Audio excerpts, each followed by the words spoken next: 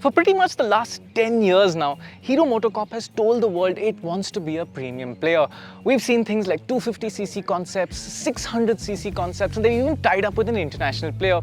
But we haven't really seen any fruits of that until now. This is the Harley-Davidson X440. It's built entirely by Hero in collaboration with Harley-Davidson right here at the company's CIT, or Center for Innovation and Technology.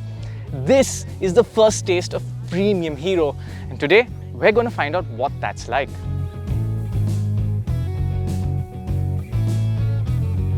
Now, everything about this bike is new, and in such cases, let's just go in the standard format, starting with style. This is not your typical Harley-Davidson cruiser motorcycle, and they've gone for more of a roadster look. The design is inspired by an old Harley called the XR1200. It's a butch street bike with a very large tank, a round headlamp, and an interesting looking tail section. Now overall, I do find this to be a nice looking bike. It's pretty eye-catching. I'm not so sure about the tail. There's a large air gap here. It looks a bit boxy, but the rest of the bike does catch the attention. One nice thing is that most of the parts on this bike are metal, but despite that, Hero has managed to keep the weight down to about 190 kilos, which is about 5 kgs less than the classic 350. Overall, this is a design that I think will grow on you with time, and I also think that brighter colors will really do this bike some justice. As for quality and finish, certain things are really nice. I think the brake clamp looks excellent, the new switch gear is nice, but overall it's about okay, and it's definitely not at the level of the new age Royal Enfields.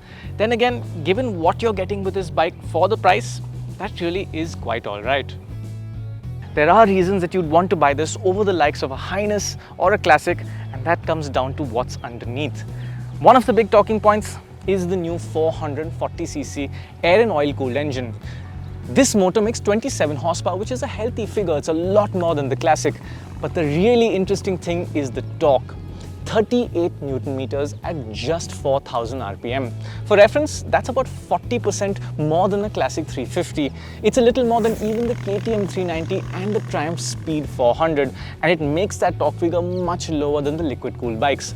That is what this riding experience is about. Now, Hero has given us a good amount of time to ride the bike this morning. We've been able to ride it flat out down the long straights. We've been able to ride it on the handling track. The engine is really lovely. It's very flexible. You can be in third gear, 20 kph, it will pull. You can hold a steady 80 kph, it's comfortable. 100 kph, that's comfortable. Even 120 doesn't feel stressed, although you will feel some vibrations in the seat, in the tank and the foot pegs. These are mild vibrations. You could sustain those speeds if you want to. But the idea here is that this is a very smooth, very flexible motor. Another nice thing is that this engine has some character. It's not super smooth. You will feel a beat and a mild thump at low RPM. And Hero says that they put a huge amount of work into the sound engineering. That's actually one of the reasons behind this big exhaust pipe. It's not very pretty, but it has a purpose. Now, Hero has said that they've tried to make this sound like a Harley-Davidson. You listen to this and tell us what you think.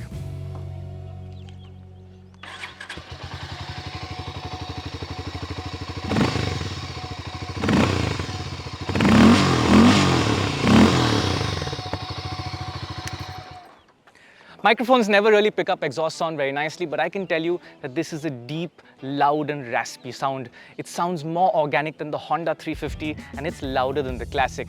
But it doesn't sound like a twin-cylinder Harley-Davidson.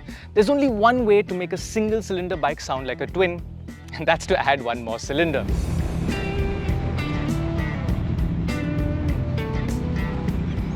Anyway, there is a lot differentiating the Harley from its single-cylinder air-cooled rivals, like the fact that it has a 6-speed gearbox and a slip-assist clutch, which is quite light. We really want to see what this bike is like to ride in traffic and on bad roads, but that will have to wait. For now, things do look good. Another USP in this segment is the USD. It's a 43mm fork, non-adjustable, and you have dual shocks at the rear. They are preload adjustable. Overall, this is a very perfect riding environment, but from what I could tell, the suspension feels quite pliant and the bike does feel very comfortable. Hopefully, this will really gobble up the bad roads out there with ease. As for the riding position, I really like this. It's upright and comfortable, but there's also a sense of engagement. The fuel tank feels nice and big beneath you, the handlebars wide and commanding, and the foot pegs, well, they're not far rear set, but they're also not too far forward, and the whole thing gives you a sense of engagement. This is the sort of riding position that you feel like you could hold all day long, whether it's stuck in traffic or out on the highway. And the only tiring factor is the lack of wind protection, because this thing can hold some pretty serious highway speeds. 120 kph is sustainable, and for those of you interested, the top speed I saw down the long straight was just under 140 kph. The 805mm seat height will also match riders of all shapes and sizes. I fit on the bike quite comfortably, but here's what a 5'6" tall rider will feel like on the motorcycle. This is Ashley, our photographer. He's never sat on it. And Ashley, what's it like? You're on your tiptoes, but is it manageable? Absolutely manageable. There you go, absolutely manageable. So the engine turned out to be a very pleasant surprise, but so has the chassis. This is a brand new frame not used in any motorcycle before this, and once again, Hero has done a great job. The immediate sensation is that this bike hides its weight really well. The moment you start moving, it feels light, you don't have to put much effort in to change direction, and that really amplified itself out on Hero's handling track. These new MRF Zapper hike tires have been designed specifically for this motorcycle, and they do a good job of looking nice and retro, but also performing quite well. Even though there's a good amount of cornering clearance available, the bike feels so easy and confident that you'll very quickly be scraping those foot pegs. It is a well-balanced motorcycle, and that applies to the brakes as well. They're not super sharp, but they're more than capable enough for this application. And you'll be happy to know the dual-channel ABS is standard. In fact, there's quite a lot of features on this motorcycle that are standard across the range, and that is quite surprising for a bike that is priced so close to the Royal Enfield Classic 350.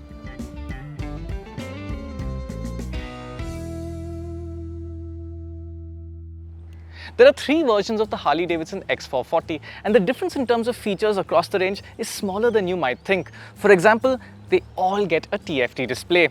They also all get a nice and powerful LED headlamp.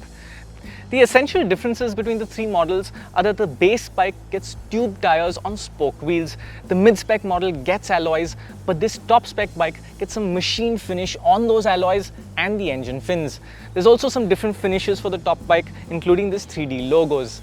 The difference between the mid-spec model and the top bike are really quite small, although this top version also gets a built-in eSIM, and that unlocks a whole lot more connected features. However, even the mid-spec model gets Bluetooth connectivity, so that gives you control over your music, your calls, and your navigation. Overall, I think the mid-spec model makes really good sense, especially at its price, which is just 2.5 lakh rupees. Overall, when you compare it with beautiful rivals like the Classic 350 and even the Honda 350s, the design may not be the biggest appeal of this motorcycle, but when you ride it, you will be thoroughly impressed because it has a whole lot more to offer than its air-cooled rivals. In fact, the difference is so big over them that you'll be tempted to compare this with more expensive, more powerful liquid-cooled bikes. For now, this motorcycle has made a surprisingly good first impression, and the pricing is very tempting. We're really keen to see what it's like out on the road.